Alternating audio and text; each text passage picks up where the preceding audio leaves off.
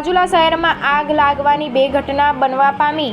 રાજુલા શહેરમાં ગઈકાલે તારીખ 22/1/2024ના રોજ રાજુલા શહેરમાં સાવરકુંડલા રોડ પર આવેલા નગરપાલિકાની ઉખરેટીમાં અચાનક જ આગ લાગતા આગને બુઝાવવા માટે રાજુલા ફાયરની ટીમ ઘટના સ્થળે પહોંચી। ત્યારે આગ બુઝાવવા માટે ઉપર ઇલેક્ટ્રિક લાઇન હોય, જેથી કરીને ઇલેક્ટ્રિક વિભાગના તમામ અધિકારીને જાણ કરતા તમામ અધિકારીઓના ઘટના સ્થળે દોડી આવેલા અને ઇલેક્ટ્રિક લાઇન બંધ કરીને આ આગને કાબૂમાં લેવામાં આવી। ત્યારબાદ મોટી રાત્રે રાજુલા શહેરમાં શાર્ક માર્કેટની પાછળના ભાગે ઉપરના માળે ફટાકડાના લીધે આગ લાગી હોય તે ઉતારણ જણાઈ આવેલ છે। ત્યારે આગ લાગતા આજુબાજુના લોકોએ ફાયર વિભાગને જાણ કરતા ફાયર વિભાગ ઘટના સ્થળે દોડી આવેલ તેમજ સેવાભાવી મિત્રો પણ દોડી આવેલા અને કાબૂમાં લેવામાં સફળતા મળે।